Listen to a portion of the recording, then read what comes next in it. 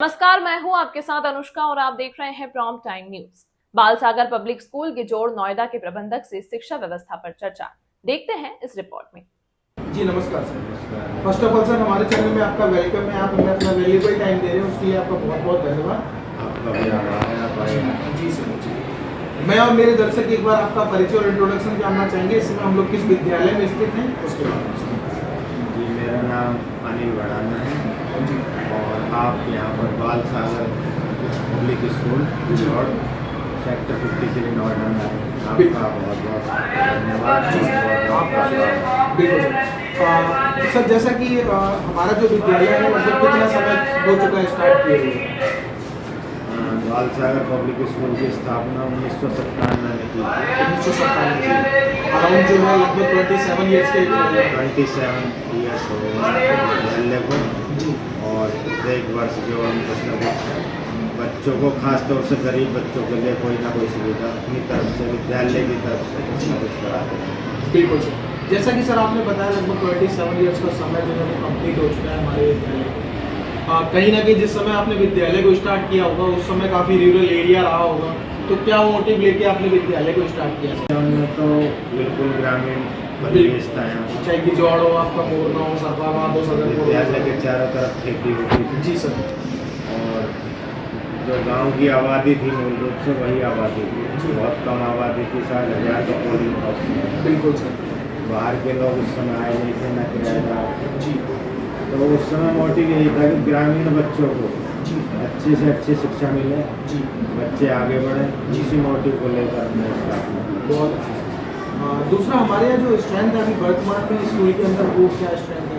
अभी वर्तमान में 448 बच्चे हैं। 448। जैसा कि सर आपने बताया हमें कि लगभग 450 प्लस के करीब हमारी जो स्ट्रेंथ है, तो मैं समझता हूँ उस स्ट्रेंथ में सभी बच्चे सर इक्वल नहीं होंगे। कई बच्चे पढ़ने में बहुत अच्छे होंगे, कई मीडियम होंगे और कई वीक भी होंगे।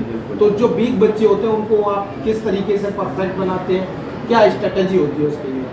जो वीक बच्चे हैं उनके लिए एक तो एक्स्ट्रा क्लास का जी, छुट्टी हमारी 31 पर होगी और 1 घंटे उनके लिए लगाया जाता है। उसमें जो हमारे सबसे योग्य टीचर हैं उनको लोग का बच्चों के साथ मेहनत करते हैं, ताकि जो बच्चे वीक हैं वो भी उनके लेवल में आ जाए। बिल्कुल। कहीं ना कहीं आपके कहने का मतलब है कि जो योग्य टीचर्स हैं उनके माध्यम से उनको जो एक्स्ट्रा क्लासेस दी जाते हैं ताकि वीक बच्चे आपकी परफेक्ट। योग्य तो सभी हैं, लेकिन उनमें से कुछ टीचर ऐसे होते हैं जो समय दे सकते हैं। जी सर। और अपनी स्वेच्छा से वो रखते हैं तो इतना टाइम हो रहा है। कहीं ना कहीं उनके माइंड में चलता है कि भाई मेरी रेस्पॉन्सिबिलिटी है ये, अगर मैं अपनी रेस्पॉन्सिबिलिटी बखूबी निभाऊंगा तो जो है जो हमारे बच्चे उनका भविष्य जो है वो ग्रो करेगा। के साथ आंसर दिया।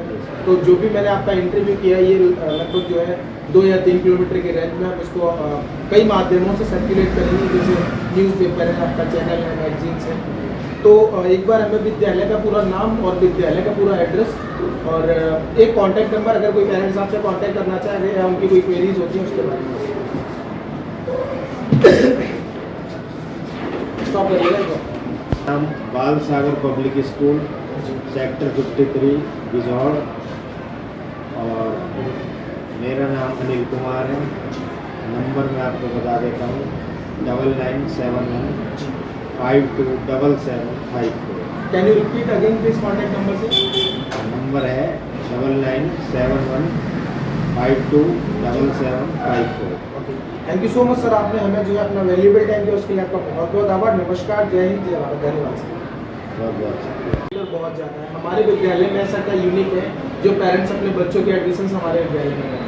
हमारे यहाँ देखिए, एक तो सबसे पहले तो हमारे यहाँ जितने भी टीचर हैं सब प्रोफेशनल हैं। जी सर। बीएड टीचर हैं, एनटीटी टीचर्स हैं जी। और दूसरा ये है कि उनके लिए एक जो भी सुविधा आम तौर पर, मैं ये तो नहीं कहता कि मैं बहुत बड़ी सुविधा, जी बिल्कुल, लेकिन जो एक अपनी तरफ से 100% जनरल सुविधा होती है वो हम करने का प्रयास करते हैं। जी। और बहुत कम पैसे में।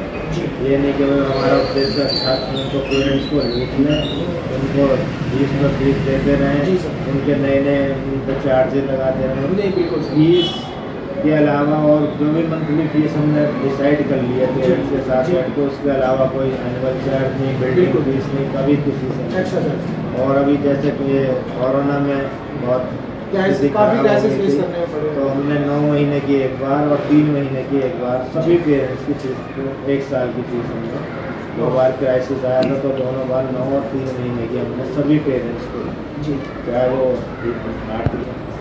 जैसा कि सर जो भी मैंने क्वेश्चन आपसे पुटअप किए पढ़ने में बहुत अच्छे होते हैं, बट उनके अंदर एक डर होता है, वो अपने टीचर से प्रॉपर तरीके से क्वेश्चन पुटअप नहीं कर पाते। जब आपका बच्चा पढ़ने में अच्छा होता है, जब वो टीचर से क्वेश्चन पुटअप नहीं कर पाता, उसके अंदर हेजिटेशन होती है, तो वो बच्चा कहीं ना कहीं आपका थोड़ा थोड़ा वीक होता चला जाता है। तो इस तरह के जो बच्चे होते हैं, इनका आप डर कैसे निकालते हैं और कैसे बच्चों को मोटिवेट करते हैं?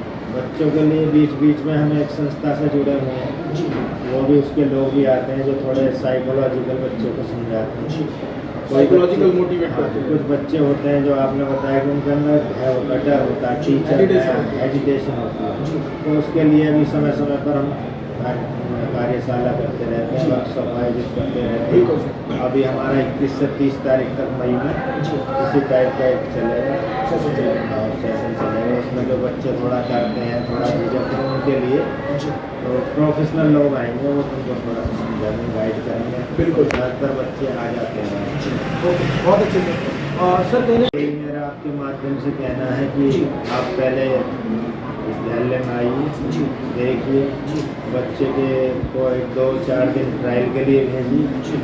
आपको लगे कि हाँ हम कुछ कार्य कर रहे हैं जी।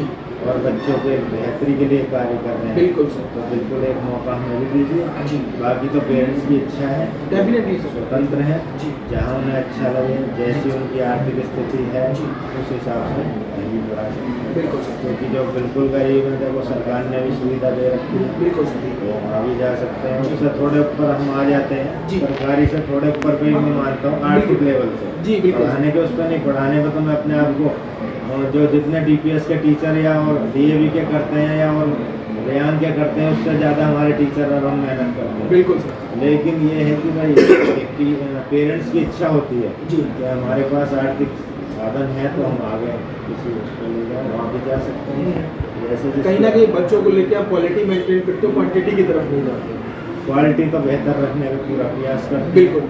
जी। बच्चों के प्रति एक समर्पण भाव भी रखते हैं। सबसे बड़ी बात मैं तो अपनी एक खासियत बताता हूँ कि मैं हर बच्चे को एक अपने बच्चे की तरह बहुत समझता अच्छे से, हूँ। बहुत कि अच्छे भाई से। बच्चा एक बार वो पढ़ाई में कमजोर हो लेकिन वो संस्कार में आ गया, नहीं, बिल्कुल, संस्कार हो होना उसके चाहिए, अंदर। होनी क्योंकि चाहिए। जैसे महापुरुष ने भी कहा है और हम भी कहते हैं बच्चों से कि शिक्षा संस्कार के बिना बेकार है। बिल्कुल सर। संस्कार भी शिक्षा किसी काम की नहीं। बहुत बढ़िया थिंकिंग है सर आपकी। बच्चों को यही हमारे यहाँ तो ये है कि भाई एक इंटरव्यू उनका होता है, जी। रिटन टेस्ट होता है, जी। उसमें पास हो जाते हैं तो उनको सेवा का मौका मिलता है। बिल्कुल सर। दूसरा पहले ही हमारा एक वो है जी। डायलॉग है, वो पढ़ाया जाता है। और हमारा मेन फोकस ये नहीं है कि भी हम खाली एक प्रोफेशनल काम कर रहे हैं। बिल्कुल। मैं उन्हें बताता हूँ, मैं भी इसको जो भी मिल रहा है एक सम्मान राशि है वो, जी। बिल्कुल। ताकि ये वेतन मिल रहा है। जी। जी। तो ज़्यादातर टीचर जो हैं वो तैयार होते हैं, क्योंकि उन्हें भी पता है ज़्यादातर गरीब बच्चे यहाँ पर पढ़ते हैं, गरीब पेरेंट्स के ज़्यादातर किराएदार होते हैं, जो बच्चे हैं मजदूर लेवल के जो हैं वो पढ़ रहे हैं, जी सर। तो वो भी एक सेवा भाव के लिए शहर से तैयार हो जाते हैं। बिल्कुल। अधिकतर जी। सभी टीचर सेवा भाव से काम करते जी। ओके, कहीं ना कहीं आपने देखा होगा सर, जब सेशन स्टार्ट होते हैं स्कूल्स कई सारे पेरेंट्स के माइंड में बहुत सारे क्वेश्चन चलते हैं। पेरेंट्स से डिसाइड नहीं कर पाते कि मैंने अपने बच्चे का एडमिशन जो है वो किस तरफ कराना है और किस विद्यालय में कराना है। तो पेरेंट्स को आप क्या मैसेज देना चाहते हैं हमारे चैनल के माध्यम से? वो अपनी थिंकिंग को कैसे पॉजिटिव करें और बेहतर स्कूल की तरफ जाए उसके बाद? हैं। जो है खाली व्यवसाय में डेफिनेटली जब तक एक मन में सेवा भाव नहीं होगा जी। तब तक हम वो कार्य को कंप्लीट नहीं कर सकते। कंप्लीट नहीं कर पाएंगे। बिल्कुल। टीचर्स हमारे यहाँ कितने हैं और उनको कितनी संख्या है टीचर्स? टीचर्स हमारे यहाँ अभी 18 स्टाफ है, जी। वो पियोन है, जी। सफाई कर्मचारी, जी। इस तरह से लगभग 20 के। बिल्कुल। जैसा कि आपने बताया हमारे यहाँ जो टीचर्स हैं लगभग 30+ के करीब हैं। तो मैं समझता हूँ 30+ में हमारी कंट्री में हम और आप सभी लोग जानते हैं कि टीचर और शिक्षक को भगवान और गॉड का दर्जा दिया गया है। कहते हैं अगर किसी विद्यालय के टीचर और शिक्षक बेहतर होंगे तो वहाँ की जो शिक्षा है वो ऑटोमेटिकली बेहतर हो जाएगी। तो कई टीचर्स तो अपनी जिम्मेदारी को बखूबी समझते हैं कि मेरी जिम्मेदारी क्या है, अगर मैं अपनी जिम्मेदारी बेहतर तरीके से निभाऊंगा तो हमारे जो बच्चे हैं उनका जो भविष्य है वो ग्रो करेगा। और कई टीचर्स सर इसके विपरीत भी होते हैं, जैसे कि मैनेजमेंट की तरफ से उन्हें जो भी टाइमिंग्स वगैरह दी जाती है, जैसे 8 to 1 है या 7 to 2 है, और कहीं ना कहीं सैलरी भी उनको कोई ना कोई कमिट की जाती है। तो उनका जो फोकस होता है, कई टीचर्स मैंने देखे हैं, तो उनका जो फोकस होता है वो टाइमिंग और सैलरी पे होता है। तो हमारे यहाँ टीचर्स को किस तरीके से हायर किया जाता है, कैसे टीचर्स की रेस्पॉन्सिबिलिटी को जज किया जाता है, उसके बारे में। तमाम महत्वपूर्ण खबरों के लिए देखते रहिए प्रॉम्प्ट टाइम न्यूज।